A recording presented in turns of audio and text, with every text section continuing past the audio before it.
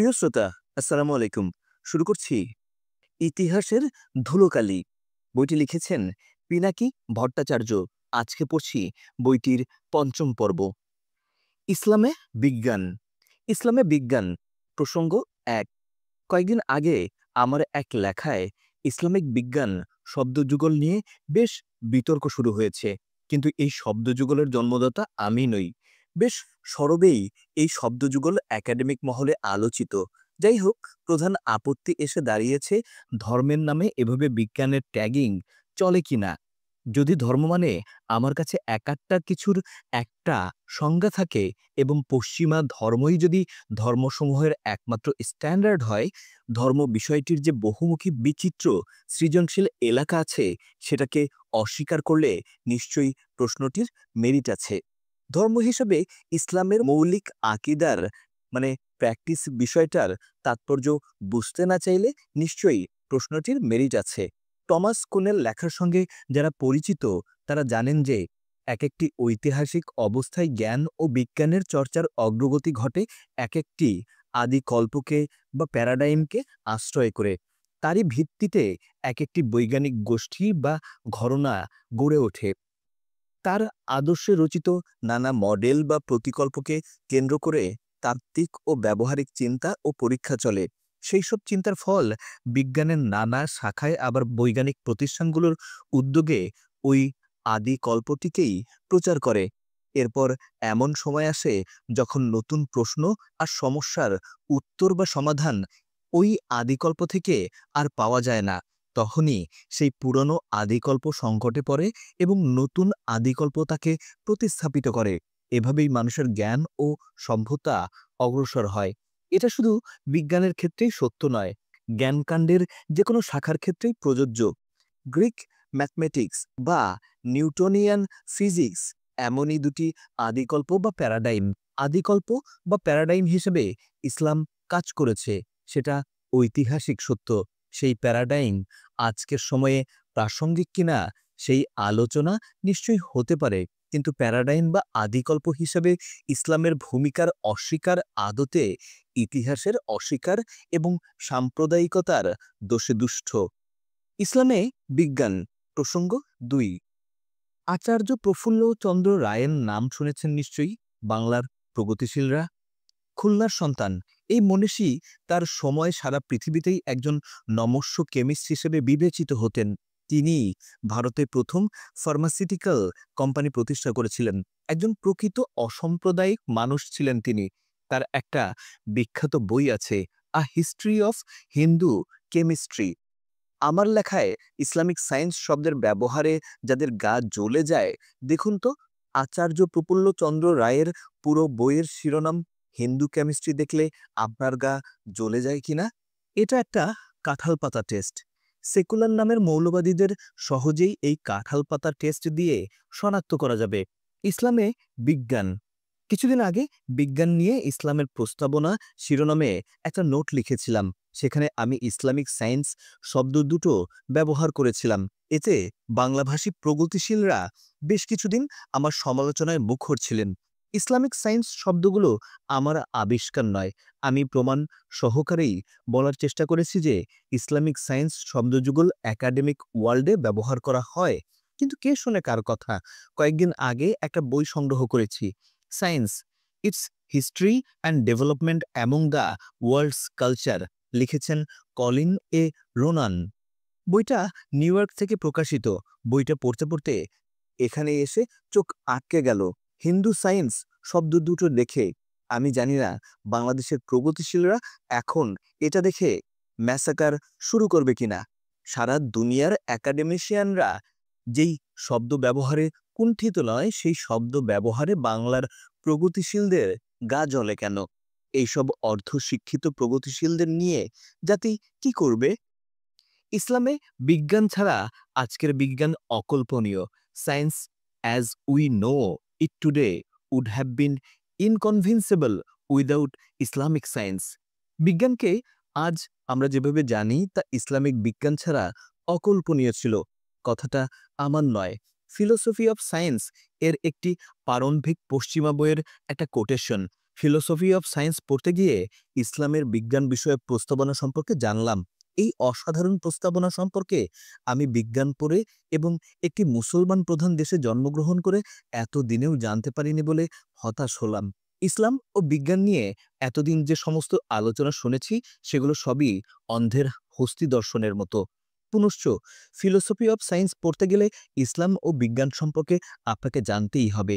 ইসলামকে বাদ দিয়ে আপনি এগুতে পারবেন না, এমনকি আপনি পশ্চিমা হলেও পারবেন না। মুসলিম বিজ্ঞানীদের অবদান। অপটিক্সের বিজ্ঞান কয়েকজন আরব বিজ্ঞানীদের কাছে ঋণী। এই আরব বিজ্ঞানীদের বইগুলো রচিত হয়েছিল আব্বাসীয় আমলে। বাগদাদের ইবনে সাহাল প্রিজম আর কাচের আলো প্রতিসরণ নিয়ে লিখেন ১১ শতকের আরবীয় বই কিতাব আল মানাজির, বুক অফ ডিরেক্ট ভিশন এ তা নিয়ে লিপিবদ্ধ হয়। বইটি লিখিত হয় কায়রোতে। লিখেন ও সম্পাদনা করেন ইবনে আল হাইসাম। এই বইয়ে ইবনে আল হাইসাম লেন্সের বৈশিষ্ট্য, আলোর প্রকৃতি এবং চোখের অ্যানাটমি সম্পর্কে লিখেন। এই বইটির একটি ল্যাটিন অনুবাদ প্রকাশিত হয় প্রায় ১০০ বছর পরে। এই বইয়ের লেখা থেকেই অনুপ্রাণিত হয়ে ইংল্যান্ডের রজার বেকন লেন্স নিয়ে পরীক্ষা নিরীক্ষা করেন। এর ফলেই ১৩ শতাব্দীতে ইউরোপে খুব প্রাথমিক ধরনের পড়ার চশমা আবিষ্কৃত হয়। এরপর প্রায় ৩০০ বছর পরে অপটিক্স নিয়ে গবেষণা খুব একটা এগোয়নি। ১৫৭২ সালে সুইজারল্যান্ডের বাজেলে প্রকাশিত হয় Ibn al Haytham's optics thesaurus al Hazeni Arabis libri septem, the 7 book of the Arabian Alhazen's treasury of optics. ইউরোপের জন্য ইবনে আল হাইসামের অপটিক্সের বই বস্তুতই ছিল একটা গুপ্তধন। এই বই প্রকাশের ১৮ বছরের মধ্যেই ইউরোপে আবিষ্কৃত হয় মাইক্রোস্কোপ, আর ৩৬ বছরের মধ্যে টেলিস্কোপ। বিজ্ঞান কি একটা ধর্ম? ব্রাত্য রাইসুর সঙ্গে আমার একটা বিতর্ক কিছুদিন আগে হয়েছিল। ব্রাত্য রাইসু বলেছিলেন বিজ্ঞানও একটা ধর্ম, আবার কেউ কেউ বলেন বিজ্ঞান একটা আদর্শ। আসুন প্রথমে বিজ্ঞানের প্রশ্নটি বুঝে নেই। বিজ্ঞান ও আদর্শবাদ বিষয়ে যে বক্তব্য তা মূলত পল ফেয়ারব্যান্ডের প্রতিধ্বনি। তিনি বলেছিলেন science is just another ideology. Karl Popper তার বিখ্যাত দ্য প্রিন্সিপাল অফ ফলসিফিকেশনে এই প্রশ্নটির দার্শনিক ফয়সলা করেছেন। তিনি বলেছেন কোনো তত্ত্ব বা থিওরি যদি অপ্রমাণ বা ফলসিফাই করার জন্য মুক্ত থাকে তবে সেটা বিজ্ঞান। যদি সেটা ফলসিফাইড হওয়ার জন্য মুক্ত না থাকে তবে সেটা আদর্শ। বিজ্ঞানের সব তত্ত্বই ফলসিফাই হওয়ার জন্য মুক্ত, তাই বিজ্ঞান কোনো আদর্শবাদ হতে পারে না। ভারত ও বাংলাদেশ ইস্যু। হিন্দু মুসলমানদের লজ্জার ইতিহাস। এই ভূখণ্ডে দীর্ঘকাল থেকেই হিন্দু ও মুসলমান সম্প্রদায়ের মধ্যে রয়েছে সন্দেহ, অবিশ্বাস আর রক্তাক্ত সংঘাতের ইতিহাস। অতীত ইতিহাস পর্যালোচনা করলে নির্মোহভাবে বলতে হবে উভয় সম্প্রদায়ের লজ্জার ইতিহাস আছে। এখন এই ইতিহাস নিয়ে খোঁচাখুচি করলে কি আমরা সামনে এগোতে পারবো, নাকি অতীত ইতিহাসের শিক্ষা নিয়ে সামনের দিনগুলো তৈরি করব? কোনো সন্দেহ নেই ইতিহাসের সেই কলঙ্কজনক অধ্যায়গুলোকে নিয়ে খোঁজাখুচি যারা করে আর পারস্পরিক ঐক্যের বদলে বিভেদের রাস্তা যারা রচনা করে তাদের উদ্দেশ্য মহৎ নয়। আবার ভারত বাংলাদেশ দুই রাষ্ট্রের স্বার্থের সংঘাত আছে বলে, বিশেষত একালে সম্পর্ককে দাস অবস্থায় নিয়ে গিয়েছে বলে জনগণের ক্ষোভকে হিন্দু মুসলমানের বিরোধ হিসেবে তুলে ধরতে চায়। তাদের উদ্দেশ্যও মহৎ নয়। হিন্দুরা খারাপ আর মুসলমানরা ভালো বলে দ্বন্দ্ব সৃষ্টি করতে হবে? সোজা কথা, এই দুই রাষ্ট্র স্বার্থের মধ্যে সংঘাত। ফলে এটা হিন্দুর চেয়ে মুসলমান অথবা মুসলমানের চেয়ে হিন্দু ভালো বা মন্দের ইস্যুই নয়। এটা ঠিক যে আমরা ভারতের বাংলাদেশি নীতির ঘোর বিরোধী। সামনের দিনগুলোতে এগোতে হলে এই ভূখণ্ডের সকল মানুষকে তার ধর্ম, বর্ণ, জাত পরিচয় থাকা সত্ত্বেও একটি অভিন্ন রাজনৈতিক জনগোষ্ঠী বা পলিটিক্যাল কমিউনিটি হিসাবে গড়ে উঠতে হবে। সে তার সমস্যায় নিজ সম্প্রদায়ের সদস্য হিসেবে নয়, বরং একটা একক পলিটিক্যাল কমিউনিটির সদস্য হিসেবে নিজের মতামত রাখবে। এখন যদি একজন হিন্দু বা মুসলমান পরিচয়ে হিন্দু স্বার্থ অথবা মুসলমান স্বার্থ বলে তার সমস্যাকে উত্থাপন করে আর হিন্দু বা মুসলমান কায়দায় সেই সমস্যার সমাধান দাবি করে, তাহলে এটা বিভেদাত্মক, যেটাকে আমরা প্রচলিত অর্থে সাম্প্রদায়িক বলি। অনেকেই ভারত রাষ্ট্রের নেতা ও শাসকের নীতি ও রাজনীতির বদলে হিন্দু সম্প্রদায়ের সমালোচনা করছেন। আবার সেটাও উত্থাপন করে নিজ মুসলিম পরিচয় থেকে, নাগরিক পরিচয় থেকে নয়।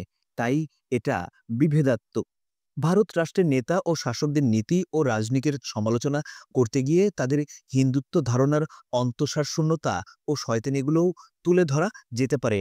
এমনকি তাদের ইসলাম বিদ্বেষ নিয়েও কথা উঠতে পারে, কিন্তু সেটা হিন্দুরা খারাপ আর মুসলমানরা ভালো এমন পাটাতন তৈরি করে বলা যাবে না। সাম্প্রদায়িক সময়ের হিন্দু সম্প্রদায়ের নানা সমালোচনা করাই যায়, যেটা মুনতাসির মামুন থেকে শুরু করে বদরুদ্দিন ওমর পর্যন্ত করেছেন। বিশেষ করে বাংলাদেশে হিন্দুদের বিজেপি রাজনীতির দিকে হেলে পড়া বা প্রভাবিত হওয়া নিয়ে, যার ফলে হিন্দু সম্প্রদায়ের বিভেদাত্মক বা সাম্প্রদায়িক আচরণ আমরা এখন লক্ষ্য করছি। কিন্তু সেটার সমালোচক হতে হবে নাগরিক হিসাবে বা পলিটিক্যাল কমিউনিটির সদস্য হিসাবে, না হলে অভিযোগ আর পাল্টা অভিযোগ চলবে অনন্তকাল এবং আমরা পলিটিক্যালি কোথাও পৌঁছাতে পারবো না।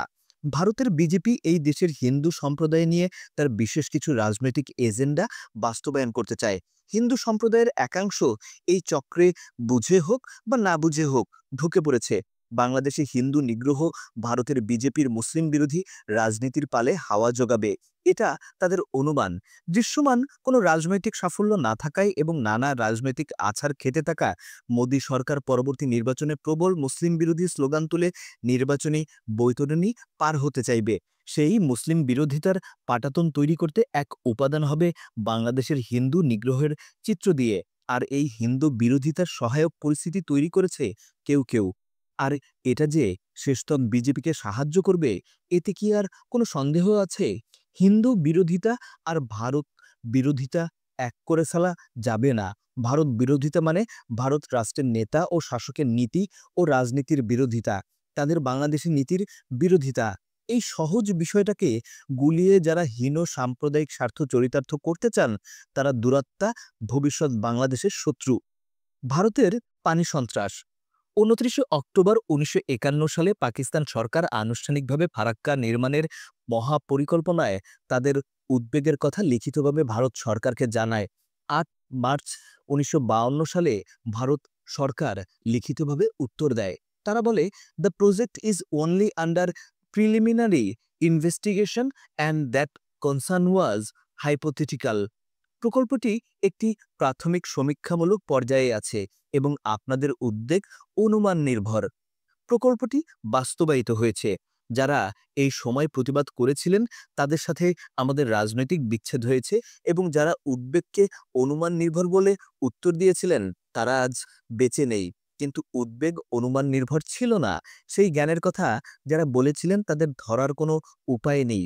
কিন্তু ভারত তো সেই মন্তব্যের দায় উপেক্ষা করতে পারে না। ১৯৭২-এ যে ভারত বাংলাদেশ যৌথ নদী কমিশন গঠিত হয়, সেটার বিবেচ্য বিষয়ে গঙ্গার পানি বন্টন ইস্যুটা ছিল না। দুটো অসম শক্তি যখন মোকাবেলা করে তখন সিদ্ধান্ত শক্তিমানের পক্ষেই যায়। ফারাক্কা ইস্যুটাকে প্রথম থেকেই শক্তিশালী তৃতীয় পক্ষকে অন্তর্ভুক্ত করতে পারলে আমরা একটা সুবিধাজনক অবস্থানে থাকতাম। অবাক করার বিষয় এই যে ফারাক্কা সংক্রান্ত আন্তর্জাতিক অভিযোগ প্রথম জাতিসংঘে দাখিল করা হয় ১৯৭৬-এর জানুয়ারিতে। ততদিনে যা ক্ষতি হওয়ার হয়েই গেছে। ২০০২ সালে ভারত মেগা রিভার লিঙ্কিং প্রজেক্টের কথা ঘোষণা করে।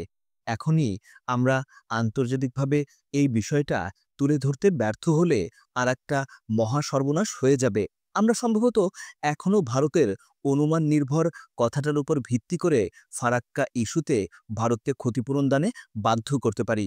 ২-২ ৪ বাংলাদেশ, পাকিস্তান এবং আফগানিস্তানের হিন্দু সম্প্রদায়ের মানুষের ভারতীয় নাগরিকত্ব দেওয়ার প্রতিশ্রুতি দিয়েছেন ভারতীয় স্বরাষ্ট্রমন্ত্রী রাজনাথ সিং। হিন্দু শরণার্থীদের আগামী ১৫ আগস্টের মধ্যে দীর্ঘমেয়াদী ভিসা ও নাগরিকত্ব প্রদানের নির্দেশনা দিয়েছে মন্ত্রণালয়। এছাড়া স্থানীয় কর্তৃপক্ষকে আগামী ১৩ থেকে ২৭ জুলাই পর্যন্ত বিশেষ ক্যাম্প আয়োজনের নির্দেশনাও দেওয়া হয়েছে।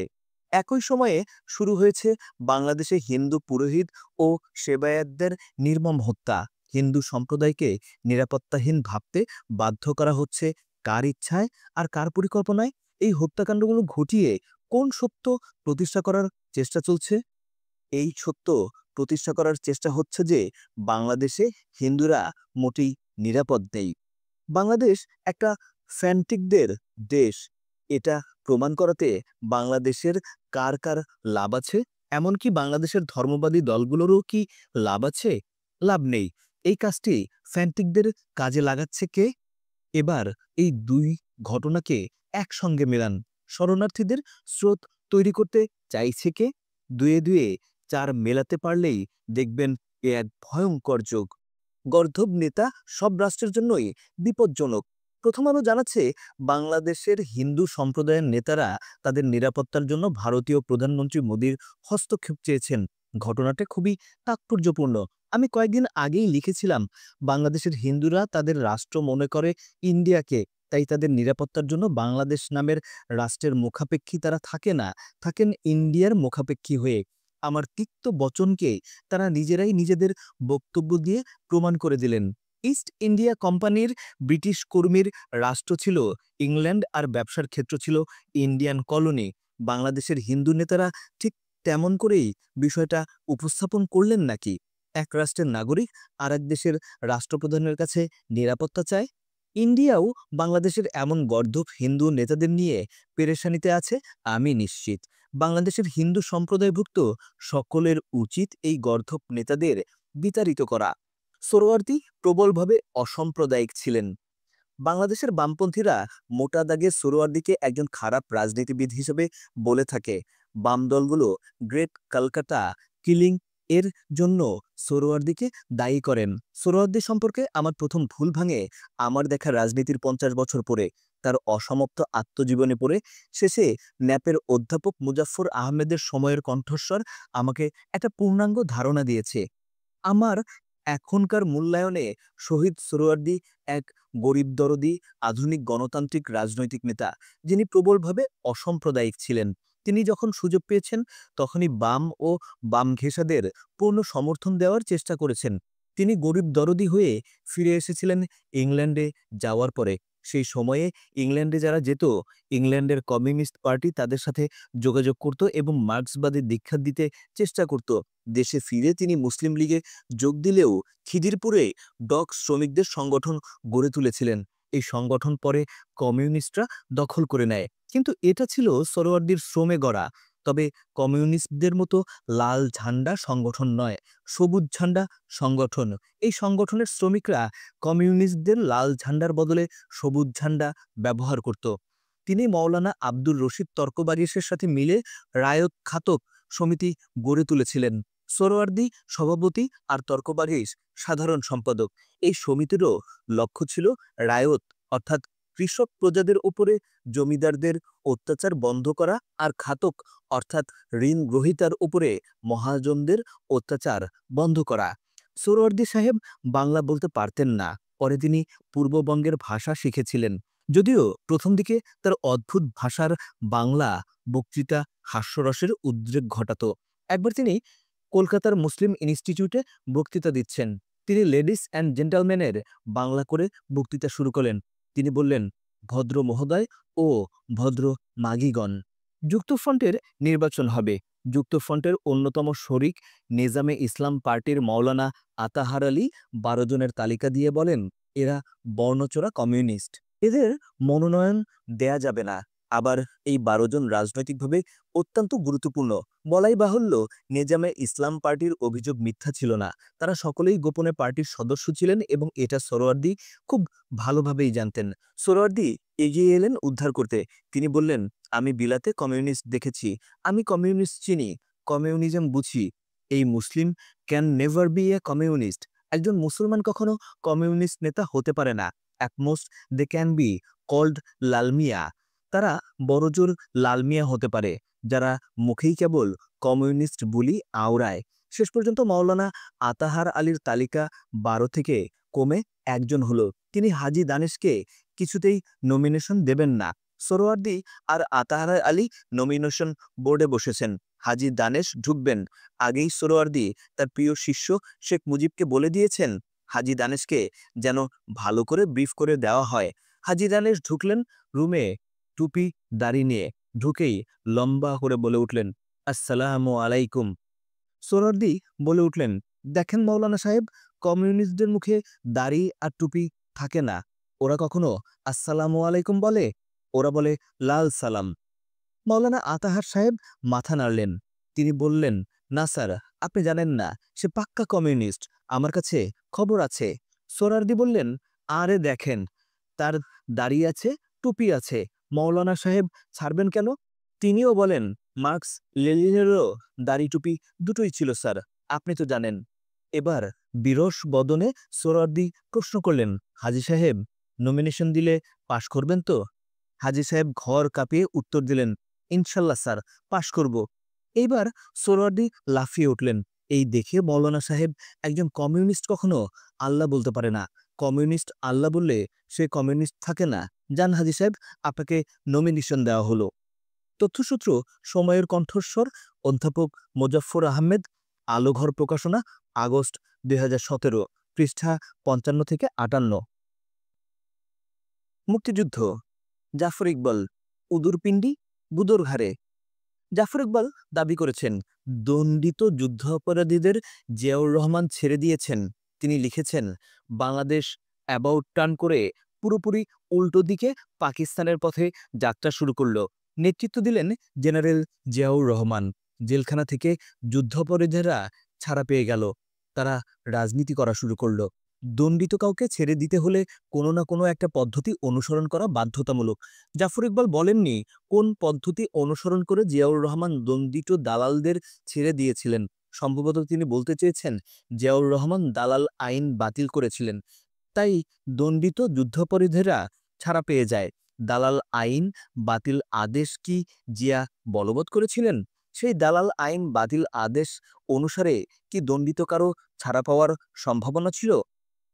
আসুন বিষয়টা একটু খতিয়ে দেখা যাক। স্বাধীনতার পরে যুদ্ধ অপরাধের দায়ে ৩৭,০০০ ব্যক্তিকে আটক করা হয়। যাদের বিরুদ্ধে সুনির্দিষ্ট অভিযোগ ছিল না, তাদের সাধারণ ক্ষমা ঘোষণা করা হয়। এই সাধারণ ক্ষমা ঘোষণা করেছিলেন বঙ্গবন্ধু। সেই সময়ে সরকারি প্রেস নোটে বলা হয়েছিল, যাদের বিরুদ্ধে খুন, ধর্ষণ ইত্যাদির নির্দিষ্ট অভিযোগ থাকবে, তাদের বিরুদ্ধে ভবিষ্যতে মামলা দায়ের করা হবে। এই ঘোষণার পরে প্রায় ৩৭,০০০ লোকের মধ্যে প্রায় ২৬,০০০ অভিযুক্ত বন্দী ছাড়া পান। কারাগারে ও পলাতক অবস্থায় থাকেন প্রায় ১১,০০০। এই ১১,০০০-এর মধ্যে থেকে ৭৫২ জন আদালতে দণ্ডিত হয়েছিলেন। দালাল আইন ১৯৭৫ সালের ৩১শে ডিসেম্বর বাতিল হয়। এটি বাতিল করেন রাষ্ট্রপতি সায়েম। জিয়াউর রহমান নিজে এটা বাতিল করেননি। ১৯৭৫ সালে সায়েমের করা বাতিল আইনটির মাত্র দুটো ধারা ছিল। প্রথম ধারায় বলা হচ্ছে, পিও ৮ বাতিল করা হলো। পিও ৮ মানে হচ্ছে প্রেসিডেন্টস অর্ডার নং 8 অফ 1972। দালাল আইন ১৯৭২ বলতে দা বাংলাদেশ কোলাবরেটরস বা সোশ্যাল ট্রাইব্যুনাল অর্ডার ১৯৭২-কে সংক্ষেপে পিও 8 বলা হতো। দ্বিতীয় ধারায় বলা হচ্ছে, এই আইন বাতিলের আগে যাদের নামে যে কোনো আদালতে বা কর্তৃপক্ষের সামনে মামলার কার্যক্রম বিষয়ক যাই চলতে থাকুক না কেন, তার সামনে এগুবে না। যেখানে যে অবস্থায় যা আছে তা মৃত্যুমুখে পতিত হবে। আর যার দ্বারা দণ্ডিত হয়েছিল, তাদের সম্পর্ক বাতিল আইনের ধারাটি ছিল সবচেয়ে গুরুত্বপূর্ণ। কারণ এখানেই দণ্ডিত অপরাধীরা যেন ছাড়া না পেয়ে যায়, তার জন্য রক্ষা কবচ দেয়া হয়েছিল। সেখানে বলা হয়েছিল, যারা দালাল আইনে ইতিমধ্যে দণ্ডিত হয়েছে এবং বিভিন্ন পর্যায়ে আপিল করেছে, তাদের ক্ষেত্রে এই বাতিল অধ্যাদেশ প্রযোজ্য হবে না। দালাল আইনে দণ্ডিতদের ক্ষেত্রে বাতিল আইন এমনভাবে প্রযোজ্য হবে যাতে ধরে নিতে হবে বাতিল আইন কখনো জারিই করা হয়নি। বাতিলকৃত আইনের সুযোগে কোনো দণ্ডিত অপরাধীর জেলখানা থেকে বেরিয়ে যাওয়ার সুযোগ নেই। সায়েমের দালাল আইন বাতিলের পেছনে জেনারেল জিয়ার হাত ছিল বলে আওয়ামী লীগের পক্ষ থেকে দাবি করা হয়। যদি সেটা সত্য বলে ধরে নেই, তাহলে বাতিল আইনের দ্বিতীয় ধারায় দণ্ডিত দালালরা যেন সাজা থেকে মুক্ত না পায়, তার রক্ষা কবচ দেওয়ার কৃতিত্ব জিয়াউর রহমানকেই দিতে হবে। দণ্ডিত অপরাধীরা কিভাবে জেল থেকে বেরিয়ে গেছে সেটা খোঁজ করেন আগে। উদুরপিণ্ডি বুদোর ঘাড়ে দিলে কি চলবে? স্বাধীনতা যুদ্ধের দলিলপত্র থেকে জিয়াউর রহমান। একালে জিয়াউর রহমানকে নিয়ে কথা বলায় অনেকে খ্যাপা, তবুও জিয়াউর রহমান সম্পর্কে মূল্যায়নের ক্ষেত্রে বাংলাদেশের স্বাধীনতা যুদ্ধের দলিলপত্র থেকে একটা অতি গুরুত্বপূর্ণ দলিলের উল্লেখ করা দরকার। কেন জানি না আজ পর্যন্ত বিএনপির নেতাকর্মী, বুদ্ধিজীবীকে এটা নিয়ে কথা বলতে শুনিনি। জিয়া মুক্তিযুদ্ধের শুরুতেই জাতিসংঘ ও বৃহৎ শক্তির কাছে একটা আহ্বান জানিয়েছিলেন, এটা ছিল অত্যন্ত তাৎপর্যপূর্ণ। সেই আহ্বানে আমাদের প্রতিরোধ যুদ্ধ এবং পাকিস্তানিদের নৃশংসতার উল্লেখ আছে। বাংলাদেশ যে মুক্তির জন্য লড়ছে তা দুনিয়া সম্ভবত প্রথম যুদ্ধের ময়দান থেকে একজন সেনা কমান্ডারের মারফত জানতে পেরেছিল। বাংলাদেশের মুক্তিযুদ্ধে আন্তর্জাতিক সম্প্রদায়ের কাছে যুদ্ধের ময়দান থেকে এটাই ছিল প্রথম আহ্বান। তখনও সিলেটের তেলিয়াপাড়ার আমাদের সব জায়গার প্রতিরোধ কমান্ডারদের সম্মেলন হয়নি। প্রবাসী সরকার তখনও চেহারাই নেয়নি। যে কমান্ডার ৩ দিন আগে বিদ্রোহ করে শেষ রক্তবিন্দু দিয়ে লড়াইয়ের প্রত্যয় ঘোষণা করেছিলেন, তিনিই আবার প্রতিরোধের ময়দান থেকে দুনিয়াকে সহযোগিতার আহ্বান জানাচ্ছেন। জিয়াউর রহমান এই সময়ে শুধু একজন সেক্টর কমান্ডার থাকেননি, তিনি হয়ে ওঠেন বাংলাদেশের মানুষের কণ্ঠস্বর। আর আজকে নব্য চেতনাবাদীরা এই জিয়ার দেশপ্রেম আর সাহসিকতা নিয়ে অশালীন মন্তব্য করে। এ দেশে মুক্তিযুদ্ধের ইতিহাসের এক মহানায়ককে বামন বানানোর অপচেষ্টা করে। আফসোস। আমি পাঠকদের জন্য মূল ইংরেজি ঘোষণা এবং তার বাংলা অনুবাদ পেশ করলাম। পাক হানাদার বাহিনী কর্তৃক বাংলাদেশের গণহত্যা রোধে এগিয়ে আসার জন্য জাতিসংঘ ও বৃহৎ শক্তিবর্গের প্রতি মেজর জিয়ার আহ্বান। From major Zia declaration. Punjabis have used 3rd Commando Battalion in Chittagong city area to subdue the violent freedom fighters of Shadhin Bangla, but they have been thrown back and many of them have killed. The Punjabis have been extensively using F-86 aircrafts to kill the civilian strongholds and vital points. They are killing civilians, men, women, and children brutally. So far, at least thousands of Bengali civilians have been killed in Chittagong area alone. The Shadhin Bangla Liberation Army is pushing the Punjabis from one place to other. At present, Punjabis have utilized at least 2 bridges of Army, Navy, and Air Force. It is, in fact, a combined operation. I once again request the United Nations and the big powers to intervene and physically come to our aid. Delay will mean massacre of additional millions. Signature Major Ziaur Rahman, 31 March 1971. Major জিয়ার কাছ থেকে ঘোষণা, পাঞ্জাবিরা চট্টগ্রাম শহর এলাকাতে 3rd commando battalion দিয়ে স্বাধীন বাংলার বীর মুক্তিযোদ্ধাদের দমন করার চেষ্টা করছে, কিন্তু তাদের তাড়িয়ে দেওয়া হয়েছে এবং আক্রমণকারীদের অনেকেই নিহত হয়েছে।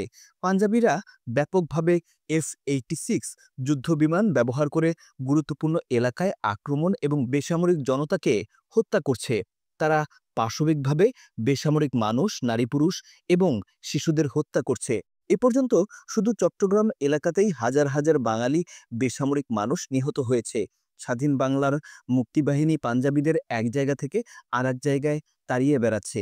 এই মুহূর্তে পাঞ্জাবিরা কমপক্ষে 2 ব্রিগেড স্থলসেনা, নৌসেনা ও বিমান সেনা ব্যবহার করছে। এটা আদতে একা যৌথ অপারেশন।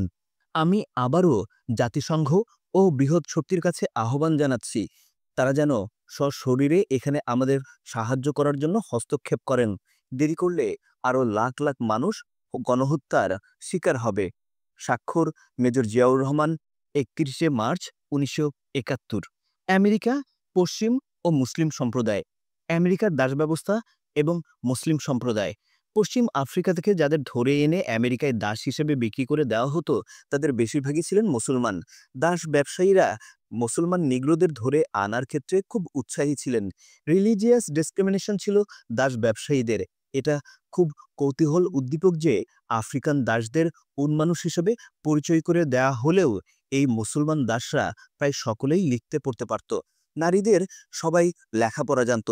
এটা সেই সময়ের কথা যখন ইউরোপেও নারী শিক্ষার এত প্রসার হয়নি। তাদের একটা বড় অংশ ছিল সুফিজমে দীক্ষিত। তারা সঙ্গীতের মাধ্যমে সৃষ্টিকর্তার সঙ্গে প্রেমের সম্পর্ক করার চর্চা করত। এমন একটা উন্নত সংস্কৃতির মানুষদের ধরে এনে সভ্যতাবর্গী পশ্চিমারা তাদের সাথে কি বর্বর আচরণটাই না করেছে। এদের ধর্ম পালন করতে না দিলেও তারা তাদের ধর্মীয় প্র্যাকটিসকে সযত্নে রক্ষা করার চেষ্টা করেছে সংগোপনে। যখনই সুযোগ হয় তখনই তারা খ্রিস্ট ধর্ম ত্যাগ করে পূর্বপুরুষদের ধর্মে ফিরে যায় ঢাকঢোল পিটিয়ে। এ কারণেই আফ্রিকান আমেরিকানদের মধ্যে ইসলাম ধর্মের দীক্ষিতদের সংখ্যা বেশি। এটা রিলিজিয়াস কনভার্সন নয়, বরং আগের নিজের ধর্মে ফিরে যাওয়া। তারা তাদের সেই সুফি সঙ্গীতের ঐতিহ্যের সাথে আমেরিকান বর্বর আচরণের বেদনাকে মিশিয়েই জন্ম দিয়েছে নতুন ধরনের সঙ্গীত ধারা, ব্লুজ, জ্যাজ আর রক অ্যান্ড রোল। গানের সুরে সুরে বেঁধে রাখা তাদের বেদনার কান্না সবাইকে স্পর্শ করবে নিশ্চয়ই। সন্ত্রাসী হামলা এবং মুসলমানদের গিল্ট কনসাস। আজকের মতো একটা দিন এলে পৃথিবীর সকল মুসলমানই সম্ভবত গিল্ট কনসাসে ভোগেন। প্রত্যক্ষ এবং পরোক্ষভাবে মুসলমানদের দিকে অনেক আঙ্গুল ওঠে। দ্বিগুণ উৎসাহে বিপুল ঘৃণা নিয়ে ঝাঁপিয়ে পড়ে ইসলামোফোবিয়াকরা। নিহত হয় মানুষ আর আহত হয় সারা পৃথিবীর মুসলিম আত্মপরিচয়। আমি মুসলমানদের এই বেদনা হৃদয় দিয়ে অনুভব করার চেষ্টা করি। নিরস্ত্র মানুষকে হত্যার অপরাধ, কিন্তু এই সন্ত্রাসী হামলা যারা করেছে তারা কিন্তু মনেই করছে না এরা কোনো অপরাধ করছে, বরং মনে করছে এটি অতি পুণ্য কাজ। এই পুণ্য কাজ মনে করার পেছনে আছে ধর্মের এক বিশেষ বাণী, যেটার ওপর তারা বিশ্বাস স্থাপন করেছে। পৃথিবীতে যে কোনো আদর্শের ফ্যান্টিক বানিয়ে তৈরি করা সম্ভব, এমনকি মার্ক্সবাদেরও। আদর্শের ফ্যান্টিকদের ভালো কথা বলে ফেরানো সম্ভব নয়। ইসলাম শান্তির ধর্ম। প্রকৃত মুসলমান সন্ত্রাস করে না, এমন কথায় এদের কেউ সন্ত্রাসের পথ থেকে ফেরাতে পারবে না শক্তি প্রয়োগ করেও। পৃথিবীর বাঘা বাঘা পরাশক্তি ব্যর্থ হয়েছে। আল কায়েদা, তালেবান, আইসিস কেউ নিশ্চিহ্ন হয়নি। ওরা একটা ঘটনা ঘটায় আর তা পত্রে পল্লবে বিকশিত হয়ে ওঠে। রিক্রুট হয় আরও অনেকে। একটাই রাস্তা আছে, সেটা হচ্ছে ইসলামের গভীর দর্শনের পুনঃআবিষ্কার। ইসলামের পাল্টা সরল বাণী, যেটা একই সঙ্গে বিপ্লবী। আধুনিকতার গভীর অসুখ সারানোর দাওয়াই যে ইসলাম দিতে পারে, সেটা পৃথিবীকে দেখিয়ে দেওয়া। এই কাজটি করা সম্ভব, শুধু ইসলামকে আন্তরিকভাবে জানতে হবে। তাহলেই মুসলিম তরুণরা এই জ্ঞানকাণ্ডে আকৃষ্ট হবে। বিপুল শক্তি নিয়ে ইসলামের বুদ্ধিবৃত্তিক জাগরণই এই অমানিসা থেকে পৃথিবীকে মুক্তি দিতে পারে। এই কাজ শুধু মুসলমানদের নয়, এই কাজ করার জন্য সবাইকে মুসলমান হওয়ারও প্রয়োজন নেই। কারণ কোরআন তো শুধু মুসলমানদের জন্য নাজিল হয়নি, সমস্ত মানবজাতির জন্যই হয়েছে। প্যারিসে সন্ত্রাসী হামলা। প্যারিস আমার প্রিয় শহর। দীর্ঘদিন ফরাসি বহুজাতিকে কাজ করার সুবাদে অসংখ্যবার প্যারিসে যাতায়াত করতে হয়েছে। সেই প্যারিস জল্লাদখানায় পরিণত হয়েছে দেখে আমি হতবাক। আমার সাবেক সহকর্মীদের খোঁজ নিয়েছি, আশ্বস্ত হয়েছি জেনে যে সবাই নিরাপদে আছেন। প্যারিসে কারফিউ জারি হয়েছে। আমার প্রিয় এই নগরের শ্মশানের নীরবতা। কেউ এখনও পর্যন্ত ঘটনার দায় স্বীকার করেনি। অনেকেই হয় আইসিস বা আল কায়দার দিকে আঙুল তুলেছেন। পৃথিবীর ইতিহাসে এমন দুঃসময় আমরা অনেকেই দেখিনি। সন্ত্রাসের বিরুদ্ধে অনন্ত যুদ্ধের যে নয়া ক্রুসেড শুরু হয়েছে, পশ্চিমাদের সেই ক্রুসেড দুই পক্ষেই অনন্ত রক্তপাতের সম্ভাবনা সৃষ্টি করেছে। এই রক্তপাত কোনো পক্ষই শক্তি প্রয়োগ করে থামাতে পারবে না। তেলের ক্ষুধায় যখন লিবিয়াকে ছিন্ন ভিন্ন করে দেওয়ার উদ্দেশ্যে ন্যাটোর নামে ফরাসি বিমান হামলা চলেছিল, লিবিয়ান মার্সিনারিদের অস্ত্র সাহায্য দেওয়া হচ্ছিল, সেদিনই এই দুঃখজনক ঘটনা ঘটার বীজ বপন করা হয়েছিল। এখন আর ২০০ বছর আগের ইতিহাস নেই যে সারা পৃথিবীতে সন্ত্রাসী কর্মকাণ্ড করে নিরাপদে ঘরে বসে মজা করা যাবে।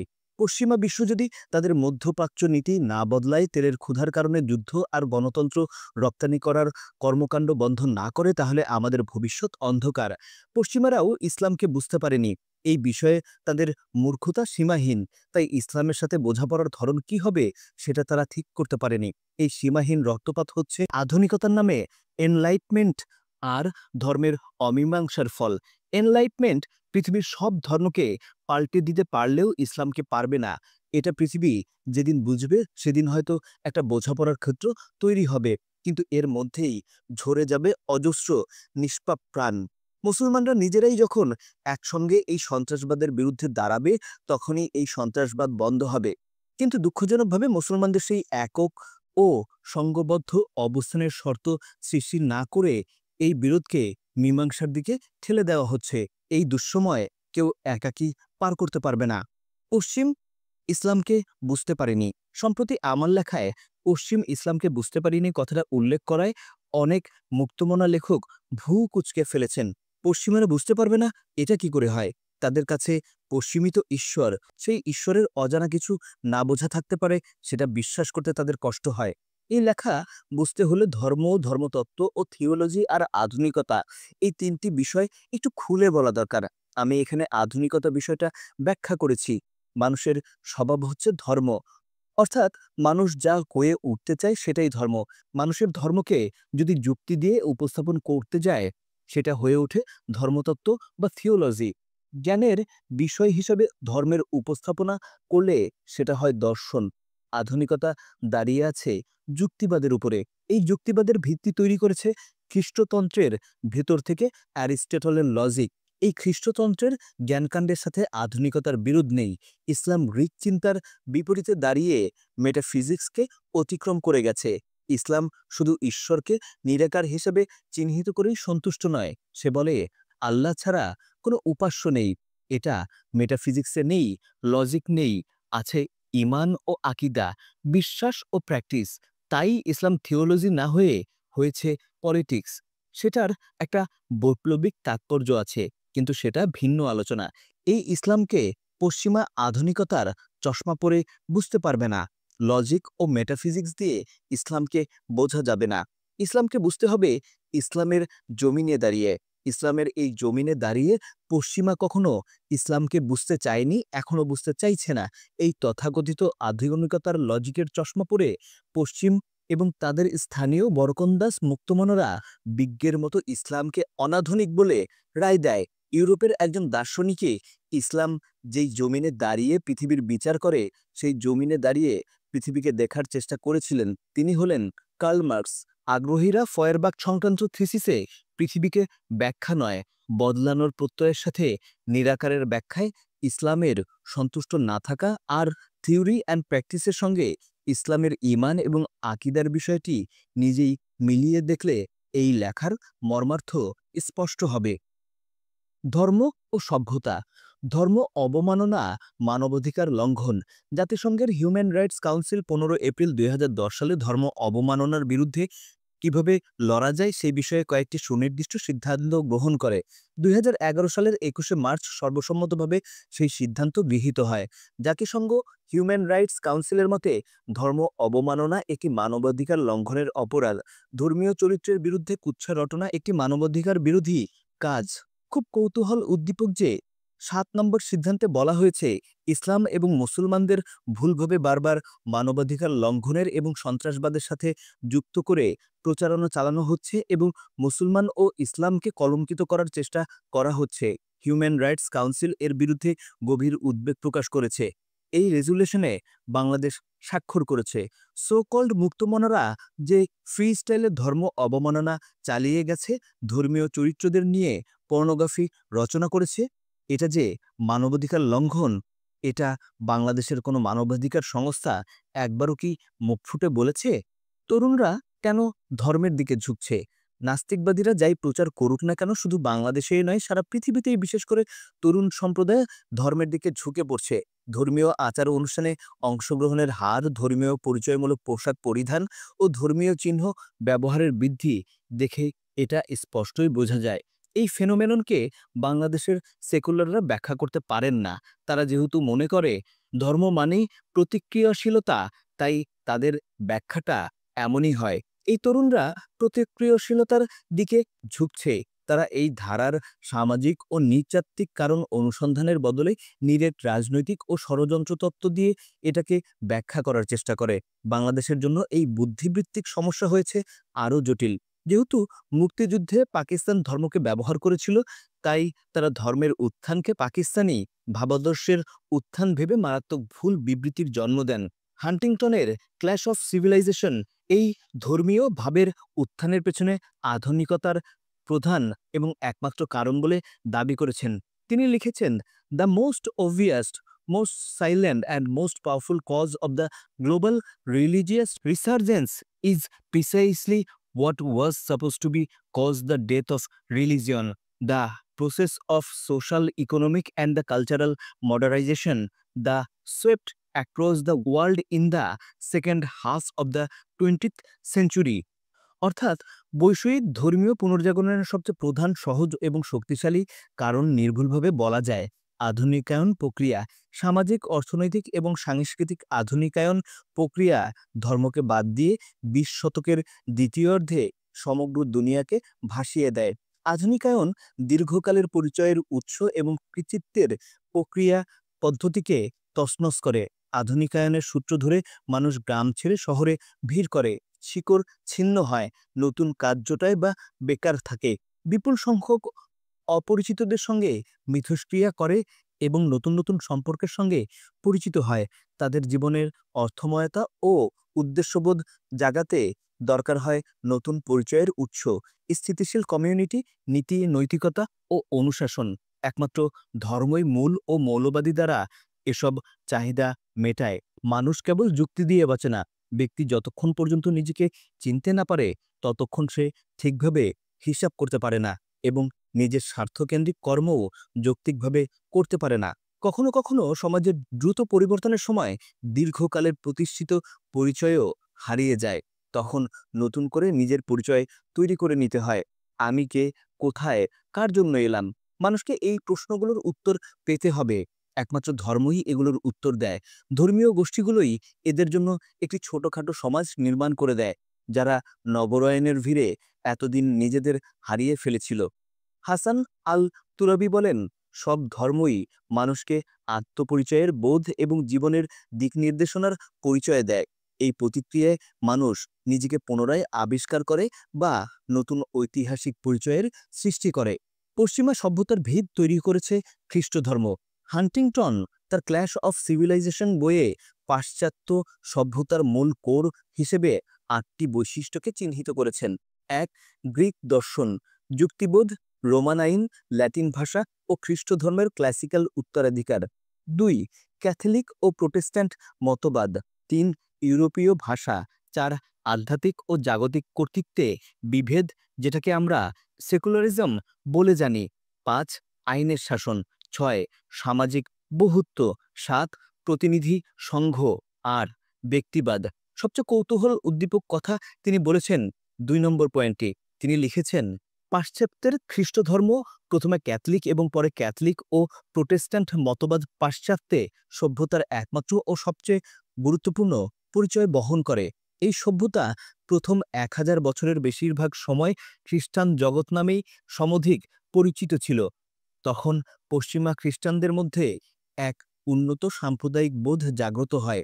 তারা তুর্কি, মুর, বাইজেন্টাইন ও অন্যান্যদের চেয়ে নিজেদের স্বতন্ত্র পরিচয় বহন করে। একই সঙ্গে সৌভাগ্যক্রমে তাদের সুবর্ণ সুযোগ সৃষ্টি হয়। তারা ১৬ শতকের সম্পদ আহরণের লক্ষ্যে বিশ্বজয়ে বেরিয়ে পড়ে। উন্নত সাম্প্রদায়িক বোধ এবং খ্রিস্টধর্ম দুটোই পশ্চিমের সভ্যতার ভিত। শুধু ধর্মের জুব্বা পরে না আসার কারণে আমরা ধর্ম ও সাম্প্রদায়িকতা চিনতে পারি না। ধর্ম অবমাননা একটি অপরাধ। ব্যাংকক সুবর্ণভূমি এয়ারপোর্টে দাঁড়িয়ে আছি লাগেজ সংগ্রহের জন্য। সামনে একটা এলইডি ডিসপ্লে, তাতে নানা পণ্যের বিজ্ঞাপন ভেসে আসছে। হঠাৎ একটা সরকারি বিজ্ঞাপন, গৌতম বুদ্ধের মাথার একটা ছবি আর লেখা, বুদ্ধের প্রতি অশ্রদ্ধা আইনত দণ্ডনীয়। বুদ্ধ কোনো ডেকোরেশন পিস নয়, তিনি সকল বৌদ্ধ ধর্মাবলম্বীদের পিতা। শ্রদ্ধা জ্ঞাপন একটি সাধারণ কাণ্ডজ্ঞান। এতে থাইল্যান্ড ১৪০০ বছর পিছিয়ে যায়নি, বরং আধুনিক বিশ্বে ধর্ম অবমাননাকে জাতিসংঘ যে মানবাধিকার লঙ্ঘন বলে ঘোষণা দিয়েছে সেটারই প্রতিফলন ঘটেছে এই বিজ্ঞাপনে। এখানে খুব স্পষ্টভাবে বলে দেওয়া হয়েছে, তুমি যেই দেশ থেকেই ঢুকতে যাচ্ছ তার সবচেয়ে গুরুত্বপূর্ণ মূল্যবোধটা কি সেটা জেনে এই দেশে ঢোকো। এটাকে সম্মান জানাতে না পারলে ফিরে যাও। অথচ আমাদের দেশের সোকল্ড মুক্তমনারা নবী রাসূলকে নিয়ে পর্নোগ্রাফি রচনা করে, সেটাকেই বলে মুক্ত চিন্তার চর্চা। আর তাকে কেন পুলিশ দিয়ে পাহারায় রাখা হয়নি সেটা নিয়ে তারা গগন বিদীর্ণ করে। বাংলাদেশের এয়ারপোর্টেও একদিন এমন করে লেখা থাকবে, disrespect two religion is a crime. ধর্ম অবমাননা একটি অপরাধ।